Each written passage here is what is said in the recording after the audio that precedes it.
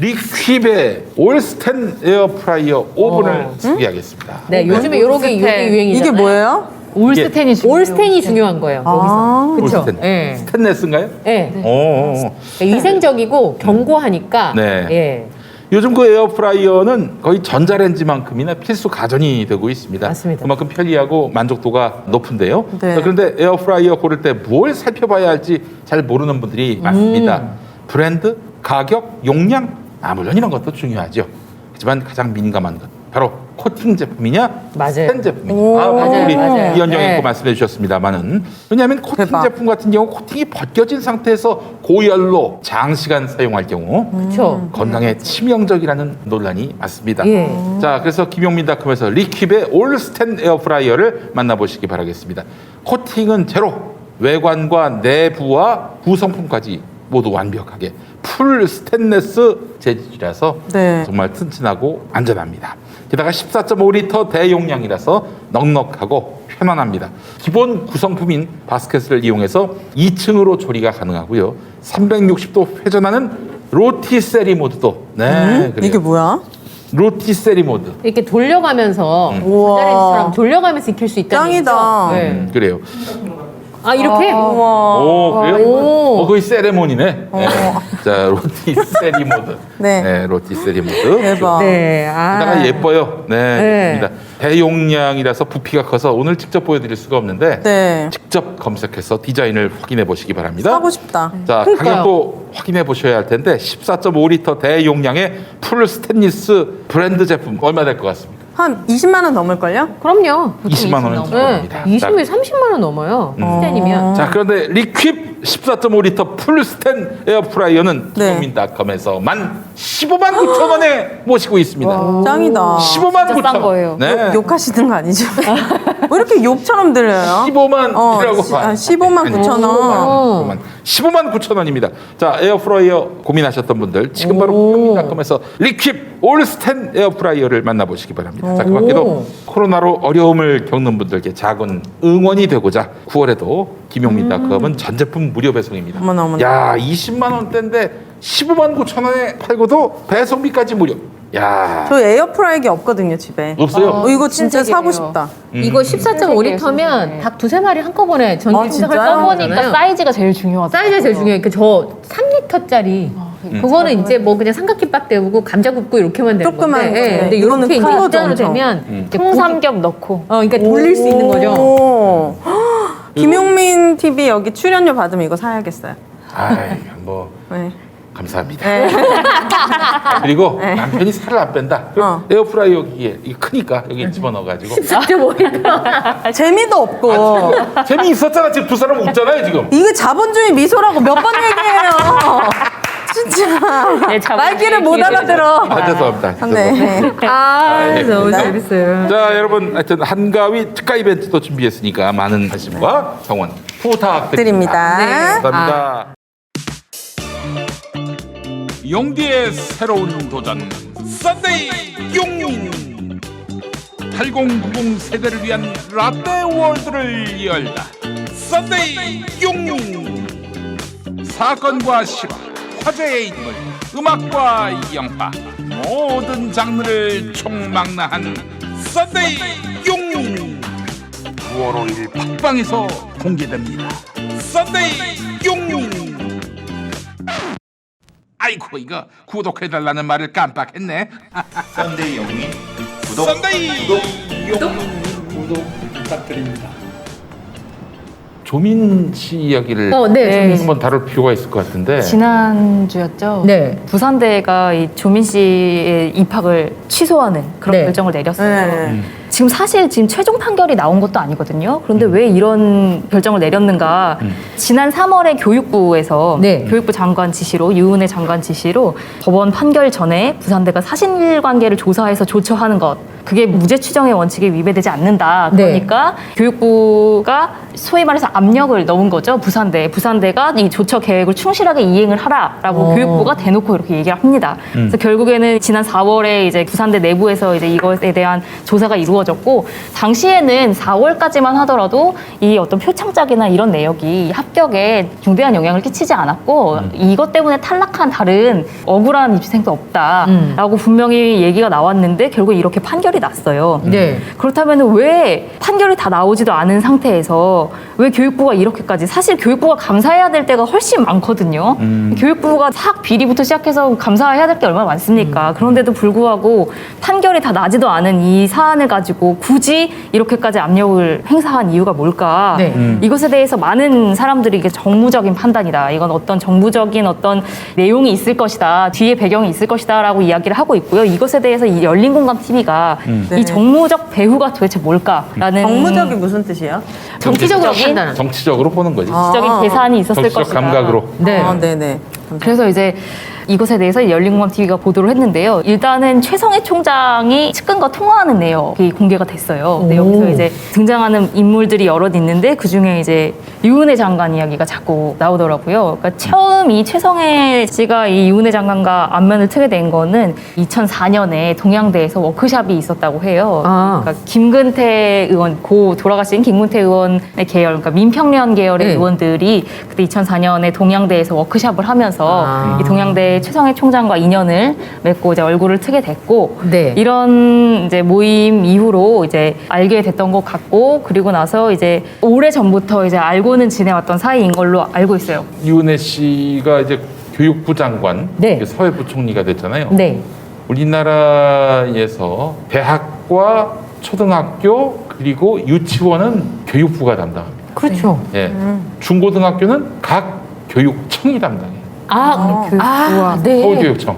예, 여기 그러네요. 서울교육청. 예. 그러면은 어린이집은 누가 담당할까요? 보건복지부. 그렇습니다. 아 네. 진짜요? 왜 이렇게 다 달라?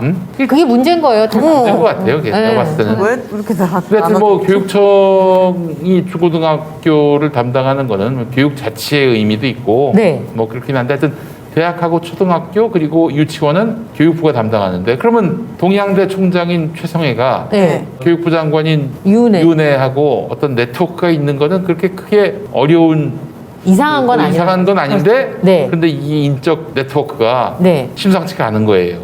민평련 의원들을 중심으로 좀 봐야 될 것 같고요. 민평연계. 아, 고 김근태 임평연계가 예전에 김근태 고문. 고문 네. 돌아가신 분이신데 김근태 민주화운동에 의장을 큰 중심으로. 기여를 하신 분이시고 네. 50 시절에 그 경찰의 고문을 네. 폭로하시고 그렇게 해서 이 정말 고문 경찰의 실상을 세상에 드러내시고 민주화를 위해서 애 많이 쓰신 분이죠. 맞아요. 예. 그 김근태 선생의 어떤 정신을 뒤따르겠다는 정치인 중에 바로 유은혜 장관이 있는데 네. 유은혜 장관이 뭐 그렇게 뭐 민주화 운동을 위해서 애썼다는 그런 얘기는 많지 않아요. 예, 그냥 뭐 그 계보에서 정치를 했다라고 보는 것이 옳을 것 같은데. 네. 민주당 내 한 개파 정도로 네. 이제 이해를 하면 될 것 같은데요. 어쨌든 이제 여기서 이제 인연이 있었나 보다 하고 말았었는데, 일단 이 최성해 총장이 학력위조 사건이 뜨면서 이제 교육부 감사실에서 이제 조사를 하기 시작했어요. 네. 당시에 검찰은 이 공소시효를 핑계로 대면서 이제 잘 조사를 안 하고 미적대고 있던 상황이었는데, 그래서 이렇게 감사가 이루어지기 시작하니까 최성해 총장이 매우 반발을 합니다.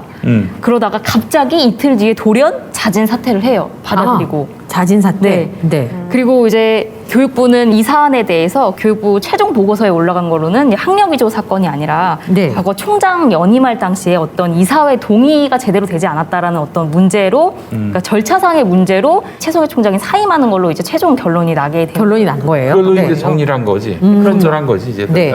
그런데 걸로. 해임 권고를 받고 나서 물러난 지 그러니까 1년 뒤쯤에 측근과 통화한 내용이 열린공감TV에서 보도가 됩니다. 아. 그 내용이 뭐냐면 당시 유은혜 교육부 장관이 교육부 감사 당시에 이 학력 위조 건에 대해서 결재가 올라왔는데 이 결재를 고의로 지연시키면서 유은혜 장관이요? 네, 자기를 보호하려고 애를 써줬다라고 최성해 총장이 주장을 하는 거죠. 아, 근데 이제 이 사람의 말을 믿을 최성해 수가 말이군요. 있냐? 네, 최성해 이 최성의 총장 주장을 주장. 믿을 수가 있냐? 막 네. 이렇게 이야기가 나오고 있어요. 그런데 제가 조금 이해가 안 되는 부분 중에 하나는 이렇게 절차상의 문제로 해임이 돼서 징계를 받고 물러났다면 어쨌든 이제 최성해가 징계를 받았으니까 교육부 장관에게 그렇게 좋은 감정이 있어 보이지는 않는데 이 녹취록을 보면 상당히 우호적이에요. 그렇게 화가 나 있지 않아요. 그래서 이게 왜 그럴까라는 생각이 좀 한번 들었고요. 그 실제로 지금 돌아가는 상황을 보면은 네. 이은혜가 봐준 것 같다는 느낌이 많이 들어요. 최성애 씨를 네, 그렇죠. 최성희가 말씀하신 대로 반발을 한다든지 네. 저항을 한다든지 뭐 이랬어야 하는데 네. 아주 뭐 지금 이 상황을 아주 순리로 받아들이고 있는 행태나 네. 이런 것들 보면 동양대는 최성애의 모든 것이라고 해도 과언이 아닙니다. 지금도 여전히 그 최성애가 실질적으로 지배하고 있다 이런 얘기가 나올 지경이었거든요. 아, 그래요? 총장직을 그렇게 내놓는다는 건 굉장히 그 쉬운 일이 본인에게는 아니라는 거죠. 불명예이기도 하면서 네. 용인이 안 되는 거예요 스스로. 그런데 교육부의 조치는 결국에는 총장직 내놓으면 나머지 문제들은 뭐 학력 위조고 뭐고 다 그냥 뭐 유야무야로 하겠다. 이런 딜이 아니겠는가를 의심하게 의심하게 만들어요. 하는. 그렇죠. 그러니까 제가 궁금한 건 또 한 가지는 분명히 2019년 12월에 교육부가 감사 결과를 보도 자료로 내놨었거든요. 네. 그때는 교육부가 절차상 어떤 이 이사회 동의가 누락된 문제가 뿐만이 아니라 최성희 총장의 허위 학력도 분명히 문제를 삼고 있어요. 그리고 이 보도 자료가 나오고 나서 이제 기사도 줄줄이 나왔는데 그런데 왜 징계는 절차 문제로만 이 이사회 동의를 얻지 못해서만 이 문제가 이사회 해임이 동의 된 없이 건지 그냥 진행이 됐다는 그렇죠. 거잖아요. 이 연임이 학력이 됐다. 조건은 어떻게 날아간 건지 응. 왜 해임이 된 사항에는 이사회 동의 누락 문제만으로 해임이 된 건지 이것에 대한 설명이 딱히 없어요.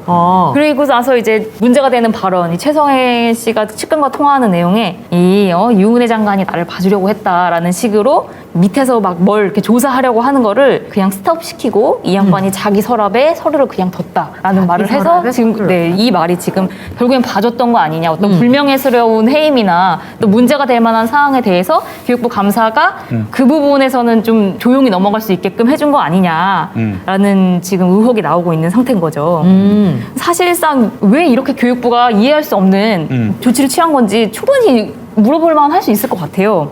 징계를 받고 물러났으면 최성해 씨가 정말 우호적으로 말할 수는 없을 것 같은데라는 생각 계속 들고요. 그래서 일단은 왜 이런 정치적인 어떤 그런 액션이 있었던 건 아닌지, 왜 이것에 대해서 보류가 된 건지. 네. 실제로 그 핵심은 조민에 대해서 왜 결론을 안 내리냐. 조민에 대해서 빨리 결론을 내려라. 이은혜가 이렇게 얘기를 했고 그걸 부산대가 받아가지고 입학 취소를 한 거예요. 그러니까 이제 민주당 지지층에서는 유은혜 우리 편 맞냐. 뭐 물론 이제 조민 씨에게 유리하게 해달라는 얘기는 아니고 아니 모든 판단, 법원의 모든 판단, 대법원 확정 판결이 난 다음에 이게 만약에 진짜 진행을 해도 위조됐고 그렇게 해서 저 조민 입학하기 좋게 그렇게 가짜 서류를 만들었다라는 것이 확정이 되면 그때 가서 이제 액션을 취해도 늦지 않는데 왜 이제 물론 이제 1심, 2심 지났지만은 지금 이 단계에서 예단을 내 가지고 판단을 하느냐. 그 관련해서 변호인들은 조금 다른 시각을 갖고 있는 분들이 있습니다. 왜 이 시점에서 부산대가 결론을 내렸느냐? 네. 크게 잘못이 없다고 볼 수 있는 부분은 뭐냐면은 행정적 제재 처분하고 무죄 추정 원칙이 이제 충돌할 때가 있잖아요. 지금 대법원의 확정 판결이 날 때까지는 무죄여야 해. 네. 정경심 교수나 조민 씨나. 그런데 지금 아직 확정 판결이 나기도 전인데 무죄 추정 원칙이 지금 발동 중인 상황인데 행정적 제재 처분을 내린 거 아닙니까? 입학 취소라는. 근데 이제 헌법을 보게 되면은 무죄 추정 원칙은 행정법 분야에는 적용되지 않는다. 이런 내용이 있어요. 헌법 27조를 보면은.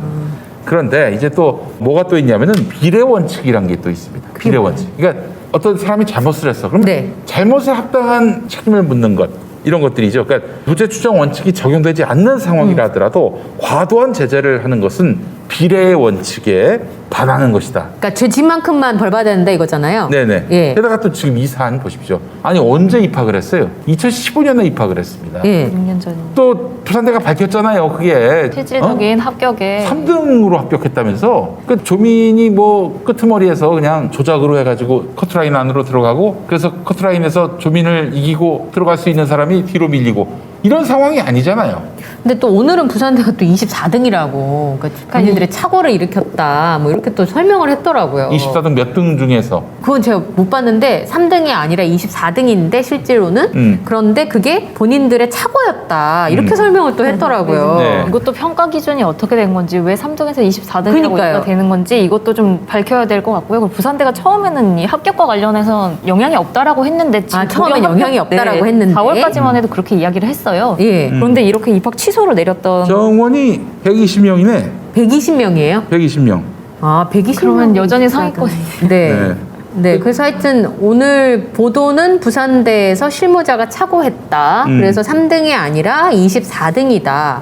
뭐 표창장도 원서에 썼다. 이제 지금 만약에 신민정 평론가 얘기대로라면 그 전에 해명하고 지금 해명이 다른 거죠. 네, 아까 영향이 없다라고 처음에 네. 얘기를 했다고 했는데. 그리고 이제 저는 이제 유은혜 교육부 장관이 밝혀야 되는 내용은 그렇다면 3월에 네. 아직 최종 판결이 나오지도 않은 상태에서 부산대를 압박했던 이 결정이 과연 진짜 본인의 판단인 건지 본인이 이건 반드시 이러이러한 이유로 이게 최종 어떤 판결이 나오지 않아도 이런 어떤 조처가 필요하다라고 한 게 네. 본인의 판단인지 왜 본인이 판단이었다면 그 재판 결과도 안 나온 걸 왜 그런 상황에서 그런 판단을 했는지 밝혀야 된다고 봅니다. 아니면 정말 또 다른 어떤 정무적인 어떤 배후가 있는지 어떤 다른 어떤 정치적인 이야기가 있는지 그때 당시가 4월 7일 보궐선거 앞둔 시기였어요. 그래서 말이 충분히 나올 만했습니다. 뭐 조국 카드를 버려야 된다라는 등 여러 이게 가지 가장 유력해 보입니다. 그렇죠. 그러니까 결국에는 그렇기 때문에 갑자기 무리하게 했던 건 아닌지 그렇다면 이렇게 유은혜 장관이 3월에 부산대를 압박해서 4월부터 조사가 들어가면서 이익을 본 사람들은 누군지 이게 밝혀져야 되는 거죠. 이익을 본 사람은 누군지. 이게 결국에는 뭐 입학으로 인해서 떨어진 사람이 조민 합격으로 인해서 떨어진 사람이 없다는 것이 네. 확인이 됐고 또 아울러서 지금 표창장이 입시에 영향을 미친 바가 없다. 이게 또 밝혀진 상황인 것이고. 근데 입학 취소? 그럼 뭐냐? 그 비례 원칙에 위배되는 거죠. 그러면은 이 문제는 교육부가 왜 벌써 이제 6년이 지난 사건을 갖고 조민에게 처분을 내리라 했다면은 조민을 불이익 주려고 작정하고 그렇게 명령을 내린 거예요. 그렇죠. 근데 이게 어떤 정치적인 우리 액션. 김건희에 대해서 또 최성애에 대해서 뭘 했어요 지금 유은혜가 한 게 있습니까? 없잖아요. 왜 조민만 이렇게 못 잡아서 안달이? 그렇기 때문에 이거는 이제 물어봐야 돼. 이 정치적 맥락으로 간 거야 이제.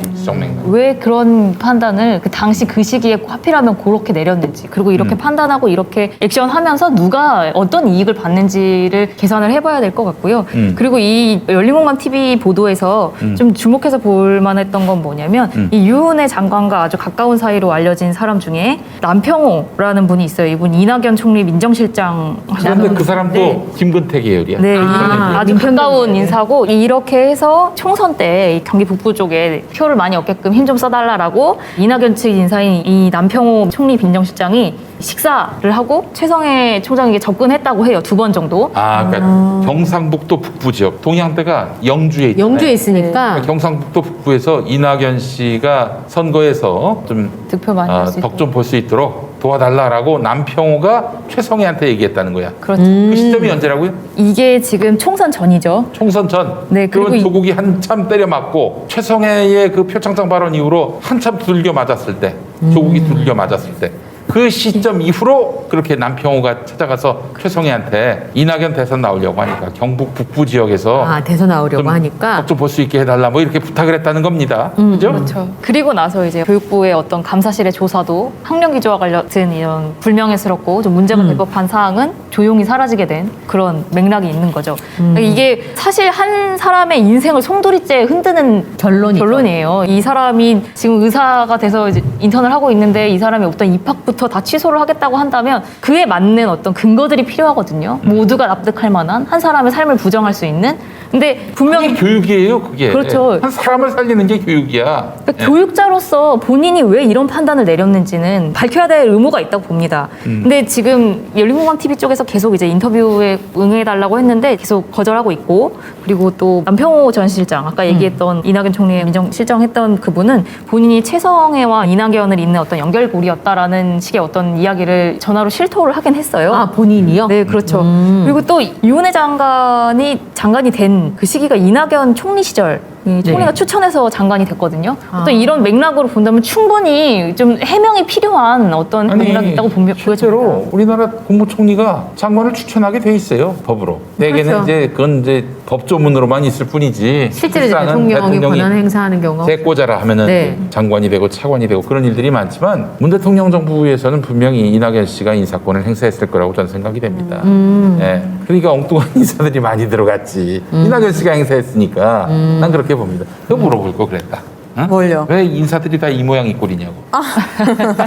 그러게요. 아 저요? 아, 저는 불러야겠다. 먼저 김용민 씨 불러가지고 아니, 홍남기도 당신 작품이라는 얘기 아, 들었다. 어. 뭐 이런 사람을 갖다 앉혔냐? 어? 한번 물어보고 싶은데.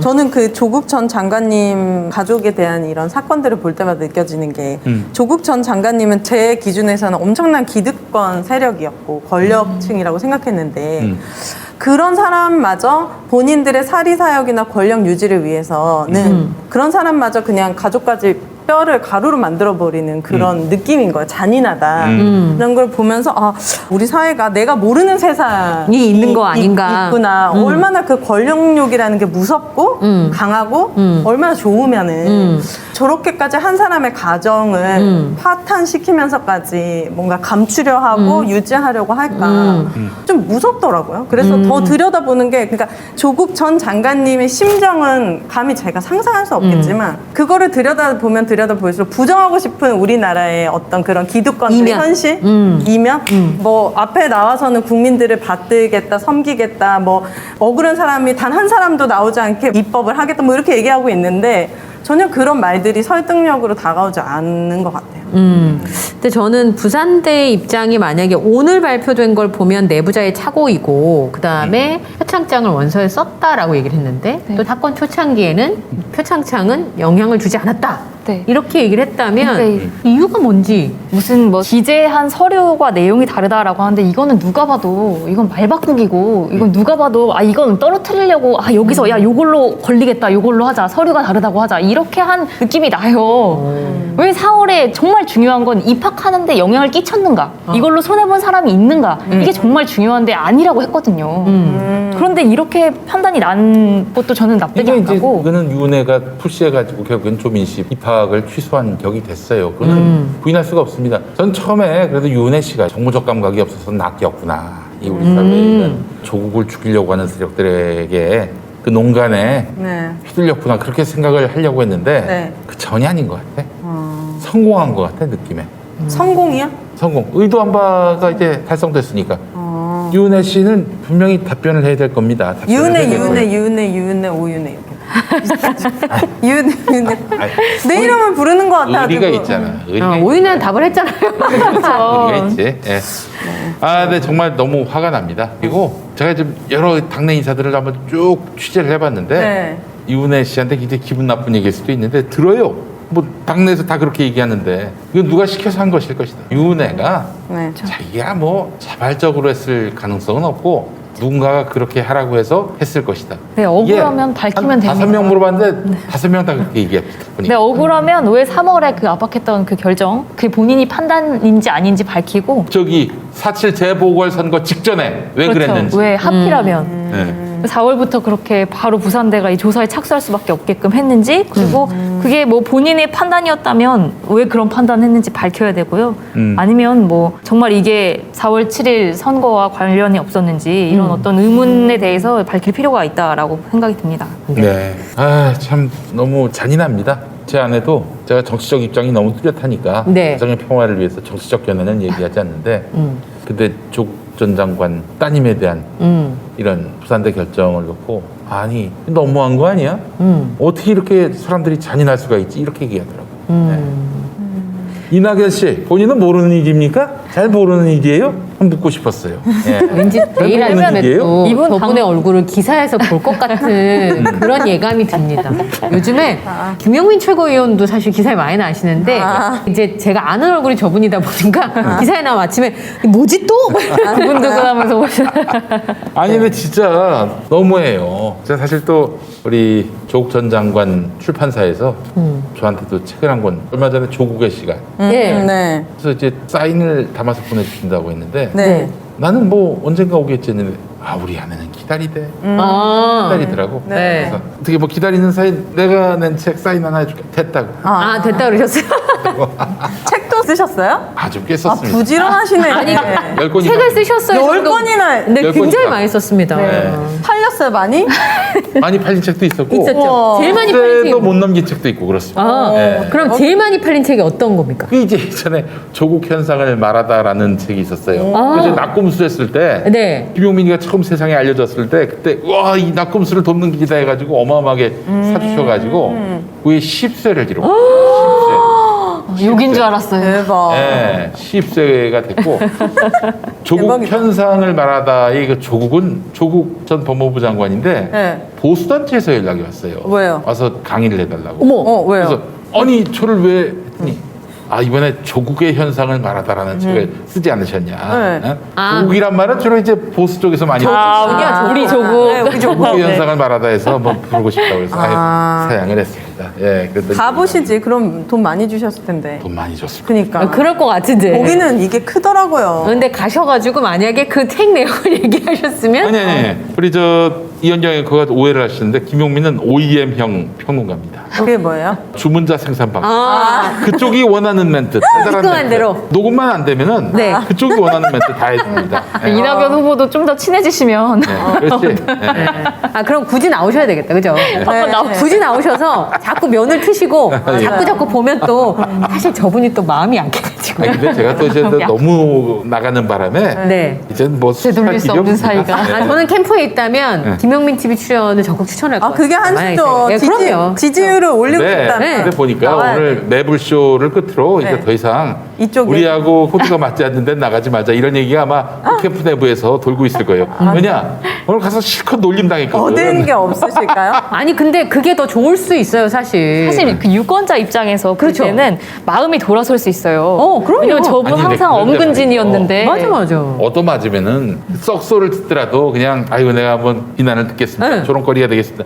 그게 아니었어요. 보시면 알겠지만은 아니, 그게 그러니까 사실은 아니었어. 대답을 안. 그럴 때는 그냥 당해줘야 되는 거거든. 그럼. 근데 유승민은 당해줬어. 어디 그래요? 형도 당해줬어. 어. 근데 이 양반은 나가가지고 멀뚱멀뚱 어디 표정 관리가 안 되는 거야. 그 왜 그런지 아세요? 왜 그래요? 유승민 의원은 5%를 못 넘어오는 그 바닥을 너무 많이 긴 거예요. 그래서 그렇지. 당해줘야 된다는 걸 아는 거고 예.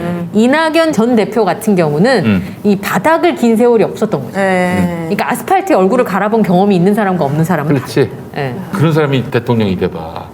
우리 같은 사람들은 사람 취급도 안 합니다. 아니, 우리 저 홍준표 형은 어떤지 아세요? 우리 한번 홍준표 형하고 토크쇼를 한번 했었잖아. 그것도 낙검수하고도 자주 방송하셨잖아요. 홍준표 형은 우리가 놀리면은 또 놀리면 그 당해줘요. 자리에서 놀림을 당하는데 바로 반박합니다. 네, 그리고 한 번은 또 반격을 해요. 반격을. 네. 니저이 현역 군대 안 갔다 왔지? 이런 게 나오는데. 아, 막 이런 식으로. 야, 그거 진짜 그거는 굉장히 할 말을 없게 만든다. 네, 홍준표 그분도 궁금해. 약간 귀여운 스타일 같아. 아 근데 실제로 만나면 안 귀여울 수도 있습니다. 아, 그래요? 네. 외모는 좀 아니, 귀여우시던데. 근데 이거 하나만 알려드릴게. 네. 그 양반하고 사법연수원 동기가 추미애. 아, 네, 전 장관. 맞아요. 네. 추미애 전 장관이 지금도 그렇습니다만 그때 얼마나 아름다우셨겠어. 뭐 어마어마했겠지. 같은 팀이었는데 말 한마디도 못 붙였다는 거야.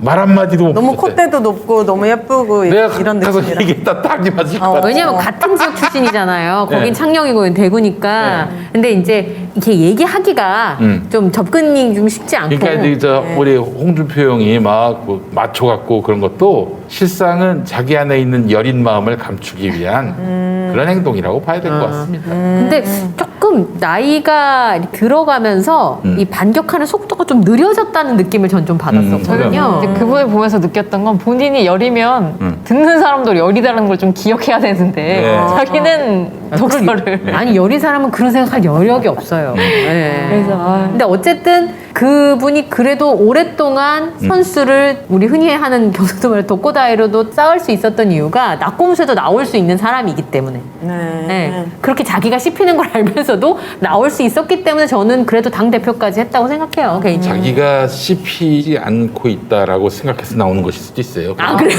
감이 좀 무딘 면이 있습니다. 네, 우리 저 준표 형은 너무 저 드높게 생각하진 아, 마세요. 네. 아 판표형이죠, 판표형. 자, 우리 저 오윤혜 씨. 저희 네. 5분밖에 안 남았는데 할 수 네. 있을까요? 한번 해보십시오. 해봐. 해볼까요? 이렇게. 응. 저는 좀 정부의 쓴소리를 준비했어요. 아, 좋습니다. 예.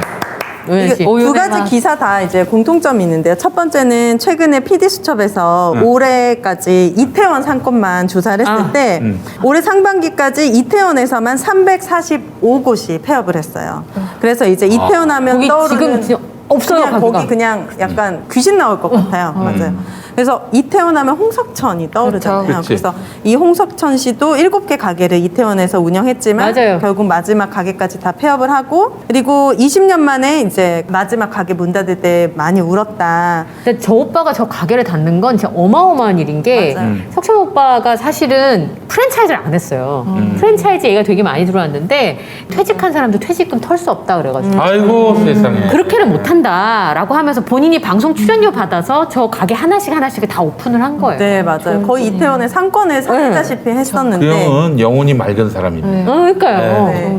그런데 이제 자영업자들 결국 10분 중에 6분은 지금 폐업을 준비하고 맞아요. 있다라고 네. 싶을 정도로 지금 자영업자들이 우리가 그냥 지나가는 말로 당연히 힘들지가 아니라 정도가 아니라. 그냥 우리 집 앞에 있는 가게들도 임대라고 붙여져 있는 곳들이 맞아요. 너무 많고요. 네. 들어가 보면은 뭐 종업원은 당연히 없고 그래서 이렇게 자영업자들에 대한 지원에 대해서 저는 지금 문제가 좀 많이 있다라는 생각이랑 이것과 이제 대출 규제가 생기면서 당장 뭐 전세자금 대출 아니면은 그러니까 서민들이 지금 돈을 융통할 수 있는. 돈을 융통할 수 있는 이제 창구 자체가 막혀버려가지고 심지어 오늘 공공분양 모 공공분양의 공고문이 떴는데 거기에 보통 청약은요 중도금이 40% 대출이 나와요. 중도금 대출이 자동으로 나오거든요. 그래서 그거 많이 하는 거잖아요. 네, 근데 거기에 이번 공공분양은 중도금 대출이 불가할 수도 있습니다라고 뜬 거예요.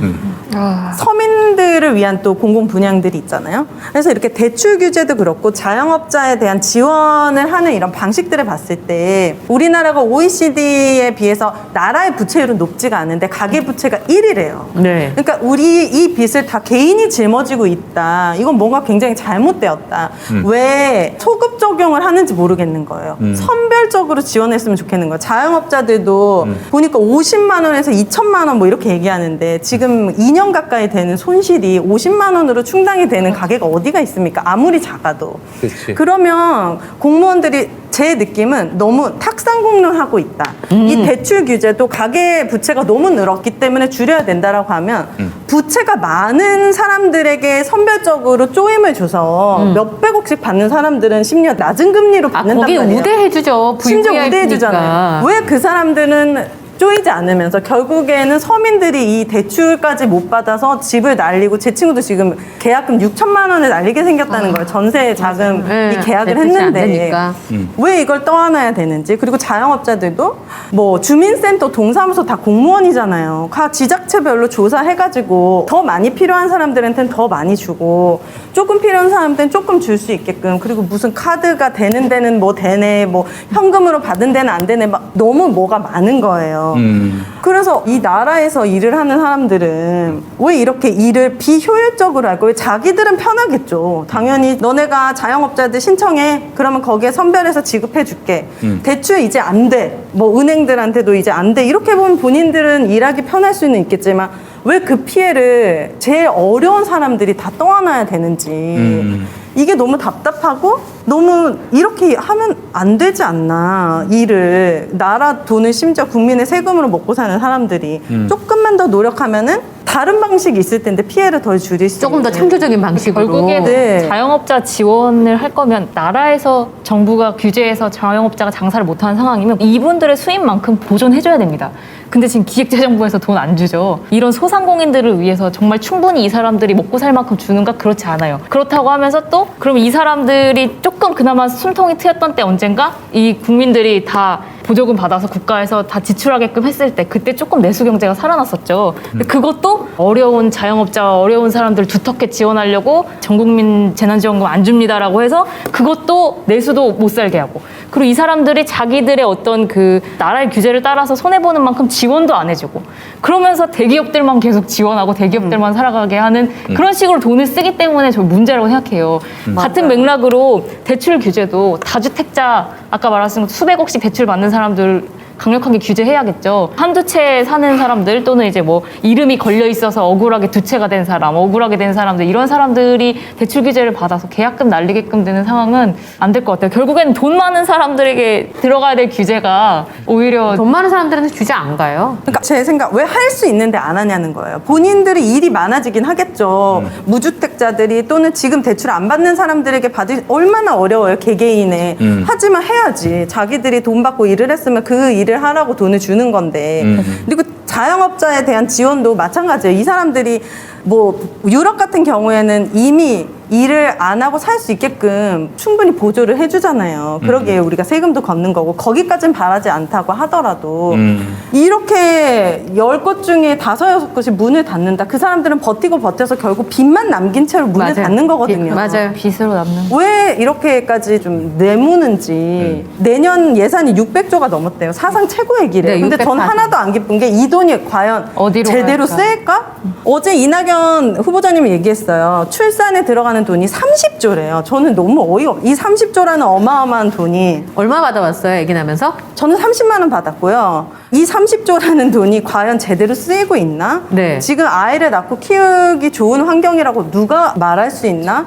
그러니까 너무 쓸데없는데 돈이 많이 새고 있는데 결국에는 공무원들이 그 일을 해야 되는데 자기 밥그릇 챙기느라고 안 하는 거잖아요. 여기서 말하는 공무원들은 이 국간지기를 비롯한 네. 국간지기와 그 모피아들이 아, 정말. 들어야 될 얘기예요. 네, 왜냐하면 그- 사실은 뭐 애 낳으면서 받은 돈은 다 어린이집으로 갔지 사실 우리가 받아본 적이 없으니까. 네. 작년 이제 트럼프였고 올해는 이제 바이든. 바이든이죠. 네. 미국에서 장사하는 분 얘기를 들었는데 네. 작년에 22만 달러를 받았대요. 22만 달러. 그거 얼마예요? 올해도 22만 달러 받고 합치면은 5억이야. 아 그래요? 5억이야. 아니 22만 달러면은 2억 5천만 원이지. 진짜 거의. 우리나라 자영업자들은 뭐냐고요? 그러니까 50만 원 이게 받으려고. 얼마나 손실을 입었고 당신의 뭐 이렇게 방역에 협조하는 바람에 발생하는 이런 손해가 얼마고 안 따지고 퉁으로 그냥 당신 올해 사업 못했잖아, 장사 못했잖아, 2억 5천만 원 받아. 이랬다는 거야. 지금 우리 국민들 특히 자영업자 소상공인들 네. 이렇게 밤 9시면은 문도 닫아야 되고. 문 닫았고 뭐 6시 이후로는 2명 네. 밖에 이상은 못 못 받잖아요. 받고 내 예전에 얼마 전에 유명한 어떤 호텔에 갔는데 4명이 갔어요. 네. 4명이 갔는데 2명씩만 된다는 거야. 그래서 네, 안 돼. 그러면 2명씩 테이블 앉겠다. 네. 서로 말도 안 하겠다. 네. 안 된대. 된대. 안 돼요. 안 돼요. 네. 4명이 이미 엄격하게 인지된 합니다. 순간에 안 벌금 된다는 거야. 물어야 되거든요. 네. 그 무조건 2명 안 갔어 그냥 그래서. 그쵸. 벌금을 물어야 돼요. 네. 규제를 잘 지키는 사람에게는 이득이 없고 규칙을 먹고 살아야 돼서 어기는 사람들은 벌금을 물어야 되는 네. 이런 상황인 거예요. 그리고 결국에는 언론 얘기까지 또 안 할 수가 없는 게 우리나라 소상공인들 또는 자영업자들 얼마씩 두텁게 지원해야 됩니다라 누가 얘기만 하면 그러면은 돈이 얼마고 나라 빚이 나라 얼마고 부채가 지금 뭐 얼마고, 부채가 네. 얼마고 이런 얘기 또 합니다. 언론 그것도 받아 적어요. 그래서 우리가 지금 우리나라가 조금만 더 부채가 늘어나면 네, 국가 부도가 날 것처럼 그러니까요. 얘기를 하는데 결국에는 돈을 써야 될 때 안 써서 지금 이 난리가 나고 있는 거거든요. 맞아. 국민이 없는데 나라가 어디가 있습니까? 이게 지금 정말 오늘 지당한 말씀을 해서 제가 더 덧붙일 말은 없는데 네. 이렇게 해야 됩니다. 과감하게 풀어야 돼요. 근데 지금 홍남기가 못하게 하고 있잖아요. 근데 홍남기 때 대기업, 금융기업은 대박이 났습니다. 그렇죠. 다 잘 대박이 먹고 잘 났어요. 살고. 네? 그 내년도 지역화폐 예산이 한 70% 줄었다고 하대요. 소상공인들이 굉장히 큰 덕을 입었던 지역화폐 예산이 70%가 줄었대. 아 정말 참 열불납니다. 대기업들은 밀키트까지 개발해서 이 동네 요즘 상업- 밀키트 안 하는 데 없잖아요. 맞아요. 이게 양극화한 것. 이건 양극화를 조장하는 거죠, 나라에서. 걱정할 게 아니라 그럼 대책과 해결과 책임을 져야 되는데 국민들한테는 목숨 걸고 백신 맞으라고 하잖아요. 사실 백신을 안 맞았을 때 부작용보다 맞았을 때 이득이 많다고 크다. 우리를 설득하는 건데 우리는 어떻게 보면 우리의 목숨을 위해서기도 하지만 나라를 위해서 이걸 빨리 극복하려고 맞는 거잖아요. 이렇게 온 국민이 협조하는데 왜 서민들과 힘든 자영업자들에게 선별적으로 조금 더 제대로 된 지원을 하지 않는지 좀 책상에 앉아가지고 이렇게 하지만 마시고 서울대 나오면 뭐합니까? 모릅니다. 서울대 나와서 또 모릅니다. 학력을 보면 안 돼요. 홍남기는 서울대는 안 나왔어요. 다 그런 건 아니지만 결론을 참 희한하게. 네. 그러니까 저는 오윤혜 씨가 말씀하신 것처럼 저 피 같은 가게를 문을 닫았을 때 그리고 빚만 떠하는 그분들은 또 열심히 살았단 말이죠. 맞아요. 네, 열심히 살았단 말이죠. 그런 부분들에 대한 대책을 좀 더 창조적이고 적극적으로 만들어 주셨으면 좋겠다라는 네. 생각이 듭니다. 네. 아휴, 이놈의 코로나 빨리 끝나야지 정말 안 되겠습니다. 예. 코로나뿐만 아니라 이런 모피아들과 이 정말 잘 먹고 잘 살려고 자기 기득권만 챙기려는 이 그런 사람들이 차지하고 있는 자리가 진짜 빨리빨리 좋은 사람으로 바뀌어야. 네. 네, 오윤혜 씨의 지당한 말씀으로 오늘 아, 네. 오윤혜로 시작해서 오윤혜를 끝내는 네, 아닙니다. 마음새 시사. 네. 다음 주에도 네, 또 기대를 하면서 알파와 오윤회. 알파와 오메가. 알파와 오윤회입니다. 네. 그렇고요. 다음 주에도 오윤혜 씨의 따끔한 한마디를 네, 기대하도록 하겠습니다. 오늘 맘스 시사 순서는 여기서 마무리하고요. 다음 주에 또 재밌는 이야기로 좀 찾아뵙겠습니다. 네. 함께해 주셔서 고맙습니다. 감사합니다. 감사합니다. 김현